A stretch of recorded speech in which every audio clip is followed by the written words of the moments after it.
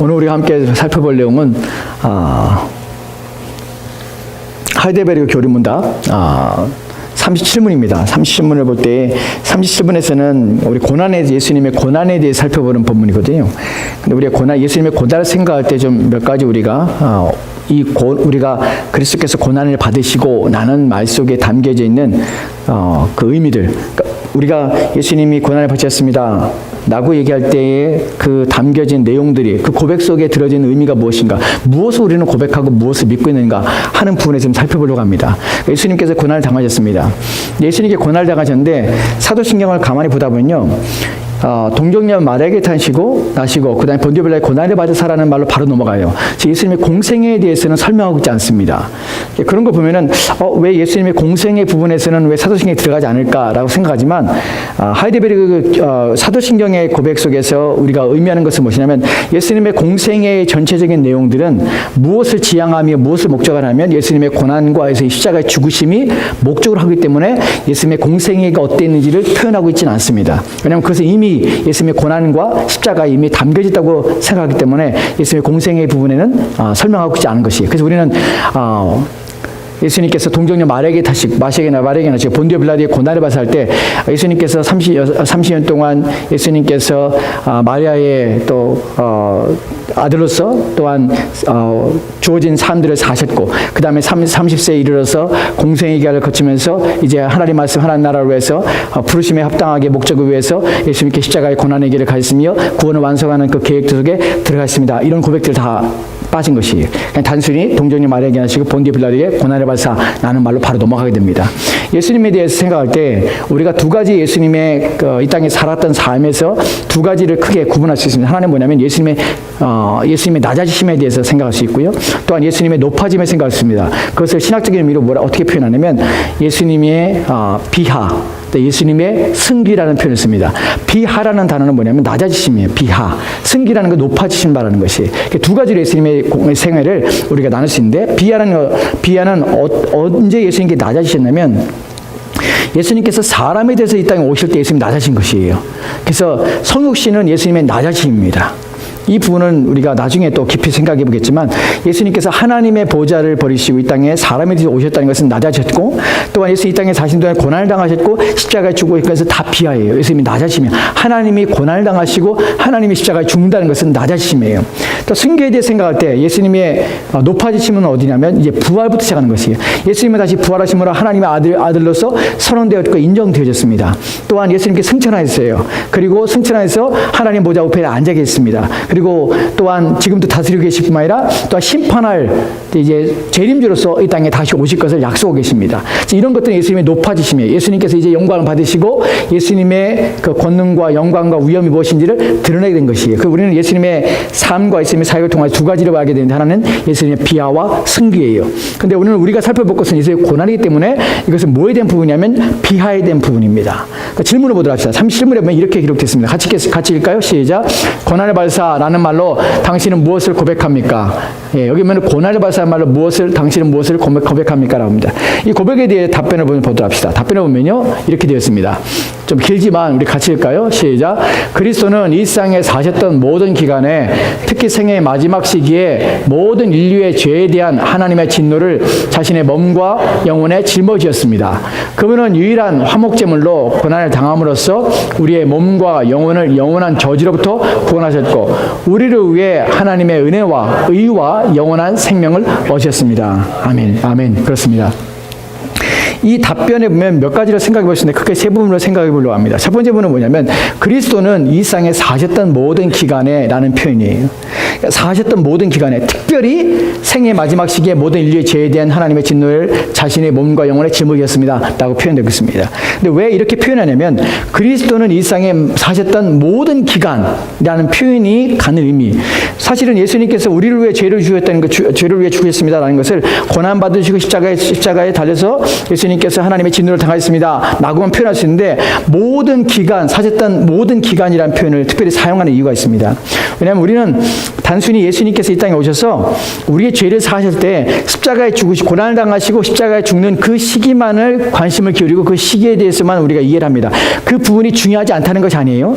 예수님의 마지막 일주일이 정말 중요한 부분입니다. 왜냐하면 고난을 당하셨거든요. 그 십자가에 죽으셨거든요. 그 실질적으로 우리는 그것을 믿죠. 그래서 우리는 그 고난에 예수님이 십자가에 죽으셨다는 사실을 우리가 믿음을 구원 얻습니다. 그런데 사실은 그 부분만 구원에 해당하는 것이 아니에요.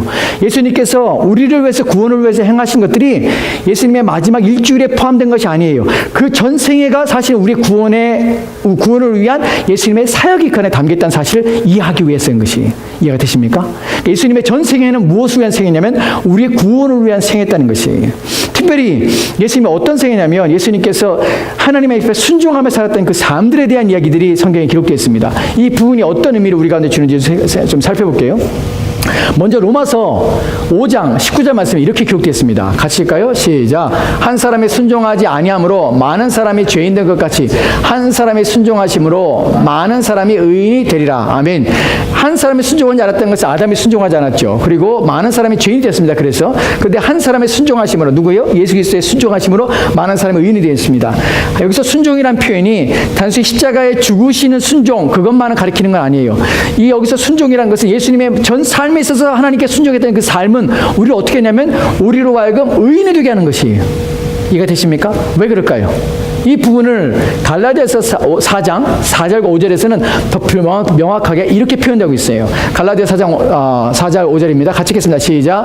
때가 참에 하나님이 그 아들을 보내사 여자에게서 나게 하시고 율법 아래에 나게 하신 것은 율법 아래에 있는 자들을 속량하시고 우리로 아들의 명분을 얻게 하려 하심이라. 아멘. 아멘. 때가 찼습니다. 그래서 하나님이 그 아들을 보내셨어요. 그런데 그냥 보내신 것이 아니라 여자에게서 나게 하셨어요.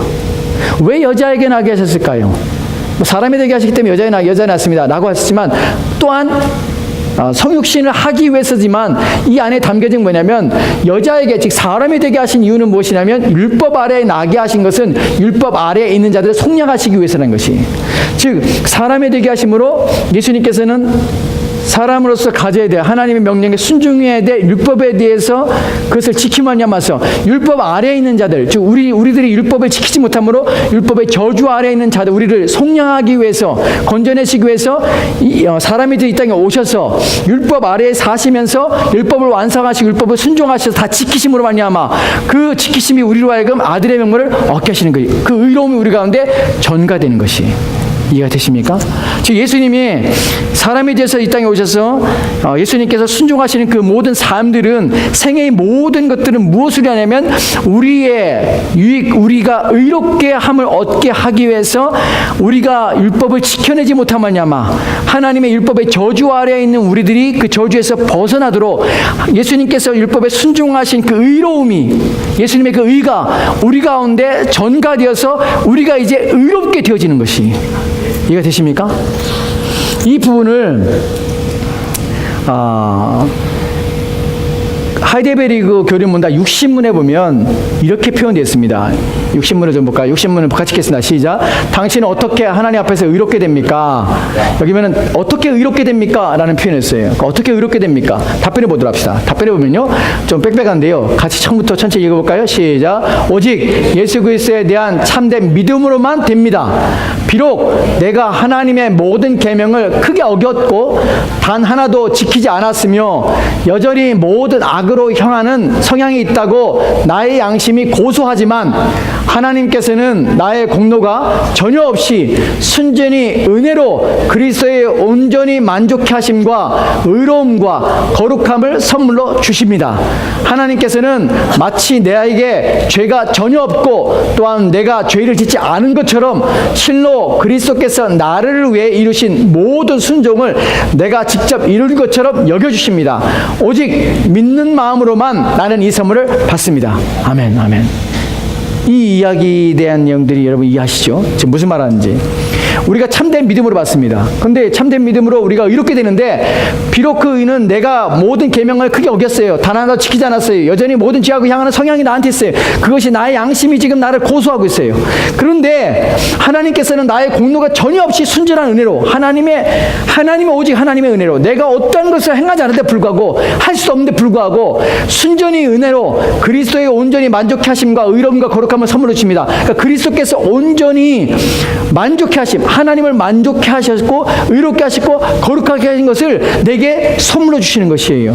그래서 하나님께서는 마치 나에게 죄가 전혀 없고요, 또한 내가 죄를 짓지 않은 것처럼 실로 그리스도께서 나를 위해 이루신 모든 순종, 이것이 핵심입니다. 그리스도께서 나를 위해서 행하신 모든 순종을, 그 순종을 내가 직접 이룬 것처럼 여겨주신다는 것이, 내가 직접 한 것처럼. 이것이 복음이에요. 이것이 우리가 이렇게 되는 것이, 마치 내가 순종한 것처럼 하나님 여겨주시는 것이에요. 즉 주님은 왜 순종하셨냐, 왜 인간이 되셔서, 왜 주님께서, 왜 생애의 모든 순간은 예수님께서 그냥 딱 이 땅에 사람이 되자마자 큰 어른으로 이 땅에 오셔서 바로 십자가에 달려가지 않고, 왜 아이로 오셔서 그냥 갓난아기로 이 땅에 태어나셔서 왜 생애를 사셨냐면은, 그 모든 사시는 모든 삶은 어렸을 때부터 장성한 이런 30세까지 이르는 그 모든 시간들, 그 모든 시간은 바로 하나님께 온전한 순종을 통하여서 우리로 하여금 그 자신의 순종이 우리에게 의가 되도록, 우리가 전가 되기 위해서 친히 우리를 위해서 순종하셨다는 것입니다. 우리는 그것을 믿음으로 받아서 우리가 이렇게 되는 것이에요. 여러분, 전가에 대해서 생각할 때 이중 전가가 있습니다. 이중 전가는 무엇이냐면 예수님께서 우리에게 의를 전가시켜 준 것이에요. 전가라는 것은 우리에게 옮겨주시는 것이에요. 또한 예수님께서는 의를 우리 가운데 전가시키고요, 우리는 어떤 것에 예수님께 전가시키냐면 우리의 죄가 예수님께 전가되는 것이에요. 이해가 됐어요? 그래서 이중 전가를 하는 것이에요. 우리는 우리에게 아주 못된 것을, 우리에게 있어서 안 되는 저주받은 것을 예수님께 던져주지만, 그 예수님께 옮겨가게 되지만, 예수님은 우리 가운데 자신의 의를, 거룩함 우리 가운데 전가시켜주는 것이, 그래서 우리가 이렇게 되는 것이, 예수님께서는 우리의 악을, 우리에게 있어서 우리의 영혼이 고치지 못할 질병 가운데 있는 그 죄를 예수님께서 친히 받으신 것이. 근데 여기서 또 하나는 중요한 것이 무엇이냐면, 이 이중 전가에서 예수님께서 우리 가운데 오는 의, 우리가 예수님께 가는 그 죄, 이 전가에 있어서 중요한 것이 뭐냐면 본질이 아니라는 것이에요. 본성이, 성품이 넘어가는 것이 아니에요. 우리의 죄가 예수님께서 전가됐다는 것은 우리의 죄된 성품이 예수님께 옮겨가서 예수님의 성품이 죄인이 되는 것은 아니에요. 이해가 되십니까? 예수님은 끝까지 죄가 없는 분이에요. 죄가 옮겨가서 예수님이 죄인이 되는 것은 예수님 자체가 죄인이라는 것이 아니에요. 죄가 예수님께 옮겨가서 죄가 예수님께 전가됨으로 예수님이 그 죄를 담당하셨다는 의미지, 예수님의 본질이 죄를 지은 본성이 된다는 것의 의미가 아니에요. 이해가 되십니까? 그렇기 때문에 예수님은 마지막 죽을 때까지도 어떻게 해요? 하나님께 자기 영혼을 맡기시는 것이. 만약에 예수님의 본성이 죄로 말미암아 오염됐다면은 그 순간에 예수님은 하나님을 의지하지 못해요. 우리처럼. 이해가 됐어요? 마찬가지로 예수님께서 우리 가운데 의를 전가시킬 때, 그 의로움이 전가된다는 것은 예수님이 가지고 있는 거룩한 본성이 우리 가운데 전가된다는 의미가 아니에요. 이해가 되세요? 오직 예수님이 이루신 그 순종의 의로움이 우리 가운데, 하나님께 우리 가운데 전해져서 그것이 우리를 가리고 있는 것이에요. 그래서 하나님이 우리로 죄를 보지 못하게 하실 뿐이지, 우리는 여전히 죄된 본성을 가지고 있다는 사실이에요. 이해가 되십니까? 그러니까 우리는 성향은 바뀌지 않아요. 무엇이 바뀐 것이에요? 예수님의 의가 우리를 덮고 계신 것이에요. 그럼 예수 밖에 있으면요, 우리는 여전히 죄인이에요. 이해가 됐어요? 그래서 우리는 여전히 우리의 구원만이 아니라 우리의 모든 삶은 이제 예수 그리스도 안에 있어야 되는 것이에요. 밖에 있는 순간 우리는 우리 죄 때문에 죽어요. 이해가 됐어요? 자, 다시 본문으로 돌아갑시다. 예. 이게 바로 모든 기간이라는 의미예요. 그 다음에 두 번째 잡힐 것은 특히 생애의 마지막 시기에 모든 인류의 죄에 대한 하나님의 진노를 자신의 몸과 영혼에 짊어졌습니다 라는 표현입니다. 죄에 대하여, 모든 인류의 죄에 대해서 하나님의 진노를 우리 자신의 영혼에 짊어진 것이, 우리가 이제 생각할 것은 하나님의 진노에 대합니다. 여러분, 익히 많이 여러분에게 말씀드렸고 설명했기 때문에 진노를 잘 아실 것입니다. 이 진노는 사실은 두 가지 의미가 있죠. 하나는 뭐냐면 예수님이 당하신 육체적인 고난이 함께 있어요. 그러나 육체적인 고난만 아니라 또 하나가 뭐냐면 영적인 것이죠. 예수님이 당하신 고난이 있어요. 마태복음 26장 38절 말씀 이렇게 기록되어 있습니다. 같이 읽을까요? 시작. 이에 말씀하시되 내 마음이 매우 고민하여 죽게 되었으니 너는 여기 머물러 나와 함께 깨어 있으라 하시고. 아멘. 여기 보면 내 마음이 매우 고민하여 죽게 되었으니라는 표현을 씁니다. 그러니까 심히 죽게 되었어요. 마태복음, 마가복음, 누가복음에서 예수님이 고난당하실 때의 그 고난의 그 마음의 그 짓눌림에 대하여 여러분이 자세히 살펴보면 예수님이 심히 죽게 되었고 정신이 혼미하고 마치 마음에 정말 혼이 싹 빠진 것처럼 예수님이 막 그렇게 마음이 죽게 될 정도로 막 눌리고 막 이래요. 그런 표현을 써요. 왜 그렇게 이 고난이 그렇게 극심할까? 물론 이것은 육체적인 고난을 배제하셨지만 그것만이 아니에요. 더 큰 고난이 있죠. 우리가 아는 대로. 그래서 그 다음 구절에 보면 이렇게 기록되어 있죠. 같이 읽까요? 다음 절입니다. 시작. 조금 나아가서 얼굴을 땅에 대시고 엎드려 기도하여 이르시되 내 아버지여 만이 할만하시거든 이 잔을 내게서 지나가게 하옵소서.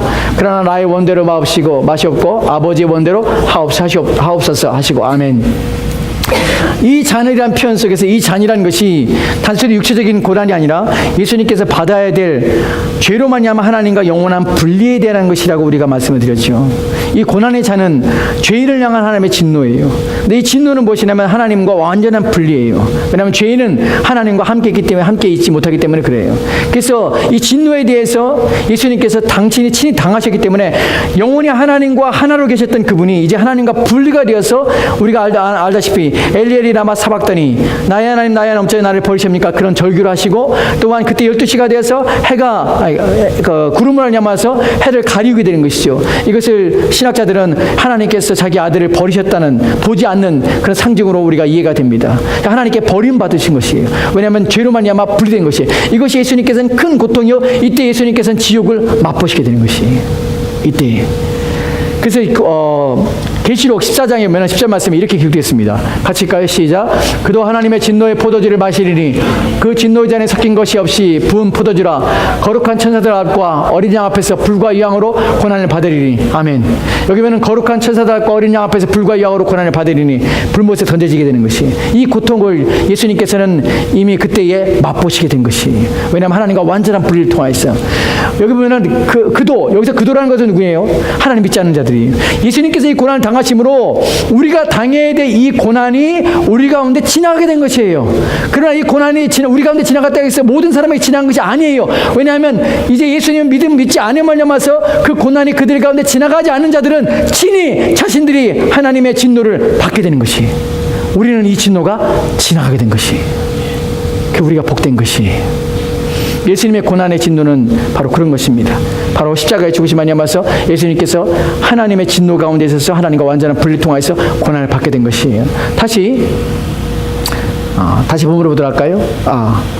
여기 보면 이제 우리가 살펴봤던 것은 이 세상에 살던 모든 기간에 특히 생의 마지막 시기에 모든 인류의 죄에 대한 하나님의 진노를 자신의 몸과 영혼에 짊어졌습니다. 라고 여기까지 살펴봤습니다. 근데 여기에 또 하나 살펴볼 것이 뭐냐면 하나님의 진노를 자신의 몸과 영혼에 짊어졌다는 표현 속에서 죄에 대하여요. 이 표현이 어떤 표현인가 하는 것이에요. 여러분 우리가 예수님께 우리의 죄가 전가될 때에 그것이 예수님의 우리의 본성 자체가 예수님께 옮겨간 것이 아니라고 했습니다. 예수님이 오염된 것이 아니에요. 근데 예수님께 옮겨갔을 때 어디에 예수님께서는 두 성을 가지고 있습니다. 하나는 뭐냐면 신성을 가지고 있고요. 하나는 인성을 가지고 있어요. 예수님은 하나님이 동시에 인간이시잖아요. 그래서 그 죄가 옮겨갔을 때 예수님의 어디에 이 죄가 예수님의 어디에 달라붙고 또 어디에 옮겨가서 예수님께서 그 죄를 짊어지게 되는가 하는 부분입니다. 이 부분에 대해서 이미 우리가 살펴본 적이 있는데 17문에 보면 이렇게 기록됐습니다. 17문 볼까요? 같이 읽겠습니다. 시작. 그의 신성의 능력으로 하나님의 진노의 짐을 그의 인성에 짊어지시며 또한 의와 생명을 획득하여 우리에게 돌려주시기 위함입니다. 아멘. 여기 보면 그의 신성의 능력으로 하나님의 진노의 짐을 그의 인성에 짊어지시며 어디에 짐을 짊어지게 되냐면 예수님의 인성에 짐을 짊어지게 되는 것이 왜냐하면 신성은 죄를 짊어지지 못해요. 왜냐하면 신성은 거룩하기 때문에 오염될 수가 없어요. 이해가 되십니까? 예수님의 인성 즉 사람 위에 사람이신 예수님에게 모든 짐이 죄의 짐이 다 짊어지게 된 것이에요. 근데 그 신성은 어떻게 하냐면 그 짊어짐을 감당할 수 있는 힘을 그 신성의 능력이 유지하게 되는 것이에요. 예수님에게는 그래서 사람이실 뿐만 아니라 하나님이 되신 이유가 무엇이냐면 예수님은 사람의 죄를 담당하기 때문에 사람이 되셔야 되고 그러나 그 사람이 자기의 죄를 짊어질 수 있는가? 짊어지지 못해요. 자기의 짐조차도 짊어지지 못해요. 근데 그 짐을 짊어지기 위해서는 무엇이냐면 신성의 능력이 반드시 필요하기 때문에 예수님의 신성은 반드시 있어야 되는 것이 예수님은 하나님 동시에 인간으로서 우리의 죄를 대속하시는 유일한 중보자가 되시는 것입니다. 이해가 되십니까? 이게 하나님의 지혜예요. 그러니까 우리의 생각과 우리의 사고로는 이런 것들을 생각해내며 또한 판단하며 이해하셨습니다. 하나님께서 이를 통하여서 예수님이 유일한 중보자로 예수님밖에 이 땅에 오셔서 우리를 위한 대속할 수 있는 중보자가 예수님밖에 없기 때문에 예수님께 친히 이 땅에 오신 것이에요. 우리의 죄를 짊어진 것이. 이제 마지막으로 다시 한번 답변 보고 마지막 마무리하도록 합시다. 그 뒤에 보면은 그분은 유일한 하나님의 화목제물로 고난을 당함으로써 우리의 몸과 영혼을 위한 저주로부터 구원하였고, 여기 보면은 뭐 화목제물이라는 사실을 여러분이 단어를 아시죠? 달래신 것이 예수님이 친히 하나님을 달래셨습니다. 자기의 죽음을 통하여서 하나님이 만족하셨어요. 그리고 받으신 것이고요. 고난을 당함으로써 우리의 몸과 영혼을 영원한 저주로부터 구원하였습니다. 여러분, 몸과 영혼이란 표현을 쓰는 것은 우리의 몸과 영혼을 영원한 저주로부터, 우리는 무엇만 구원받냐면 영혼만 구원받는 것이 아니라 우리 몸과 함께 구원받습니다. 우리의 몸과 영혼을 위해서 예수님이 죽으셨습니다. 그리고 율법의 영원한 저주로부터, 무엇이 우리를 저주합니까? 율법이 우리를 저주하죠. 근데 율법 자체가 저주가 아니라 율법의 명령이 우리 가운데 그 규범이 우리 가운데 저주가 되는 것이, 율법 자체는 선한 것입니다. 왜 선하죠? 거기에는 생명을 주시며 하나님이 누구신지 알리시며 하나님 성품이 담기기 때문에 율법은 선해요. 근데 율법을 지키지 않은 자들에게 율법에 가지고 있는 저주의 권한이, 저주의 능력이 우리 가운데 임해서 그 율법을 통해 우리가 저주를 받게 되는 것이, 율법은 선하지만 우리는 죄인이기 때문에 죄를 지어서 율법을 지키지 못하기 때문에 그 율법이 가지고 있는 규칙, 규율, 율법을 지키지 않은 자에게 임하게 될 그 저주가 우리 가운데 임함으로 율법은 우리에게 저주가 되는 것이, 율법 자체가 저주가 아니라 우리는 그 율법의 저주 가운데 있는데 예수님께서 그걸 다 지키심으로 율법에서 우리를 구원하셨고, 또 우리를 위해 하나님의 은혜와 의와 영원한 생명을 얻게 했습니다. 여러분, 여기서 단어가 우리를 위해라는 단어가 중요합니다. 예수님께서 행하신 모든 것들은 우리를 위해예요. 예수님은 우리를 위해서 무엇을 했습니까? 하나님의 은혜와 의와 영원한 생명을 얻으신 것이. 그러니까 예수님이 행하신, 예수님께서 받으시고 예수님께서 얻으신 그 모든 것들은 누구를 위한 것이냐면 바로 저와 여러분들을 위한 것이. 무엇이 있습니까? 하나님의 은혜가 무엇이었습니까? 예수님 무엇을 얻었죠? 예수님 부활하셨어요. 누구를 왜 부활했습니까? 저와 여러분을 왜 부활했어요? 승천하셨어요. 왜 승천하지 아십니까? 저와 여러분을 승천했어요. 우리가 이후에 살펴볼 것이, 저와 여러분을 승천하셨어요. 저 예수님께서는 또한 하나님부터 권능과 하나님의 능력을 받아서 왕으로 등극하였습니다. 왜 그랬습니까? 저와 여러분들을 위해서예요. 이 모든 걸 다스리시는 것이. 예수님께서 의롭게 되시고 예수님께서 생명 얻으시고 이 모든 것을, 그 생명 우리 가운데 주시기 위해서 생명 얻으신 것이, 즉 예수님을 위한 그 모든 은혜와 모든 생명과 모든 의로움들은 다 누구를 위하면 저와 여러분들을 위함이라는 사실이에요. 여러분, 제가 지난번에 말씀드렸죠. 우리가 예수님과 연합되었다는 사실이, 우리가 예수님 안에 있다는 사실이, 예수님께서 얻으신 모든 것이 다 우리 것이 된다는 사실이에요. 그렇기 때문에 우리가 그것을 아는 것이 중요하고 그것이 얼마나 복된지를 생각하셔야 돼요. 예수님이 성취하신 그 모든 것들은 저와 여러분이 될 뿐만 아니라 예수님이 받으시고 예수님이 얻게 된 그 모든 것들은 저와 여러분 것이 되는 것이, 이것을 우리가 나중에 하나씩 살펴볼 때 얼마나 우리가 복된지, 얼마나 우리가 하나님의 큰 은혜 가운데 있는지를 우리가 깨닫게 되는 것입니다. 오늘 우리가 주신 말씀을 우리가 생각하면서 이제 함께 기도하도록 합시다. 오늘 우리 가운데 그리스도께서 통하여서 우리 가운데 얻게 된 것, 우리가 예수님이 고난을 받으셨다고 고백할 때에 그 고백에 담겨진 의미가 무엇인지를 깊이 여러분이 생각하시고, 그 고난 속에 담겨진 것들이 예수님의 생애 동안에 우리를 위해서 이루신 것들, 생애 동안에 순종하심으로 우리에게 그의 의가 우리 가운데 전가되고, 또한 생애 때 순종하여서 율법의 모든 요구를 모두 성취하시고, 그래서 우리를 복되게 하시고, 또한 그뿐만 아니라 예수님께서는 십자가에 고난을 당하시고 죽으셔서 우리의 모든 죄를 그분에게 전가되게 하고 그분의 의가 우리 가운데 전가되게 하실 뿐만 아니라, 또한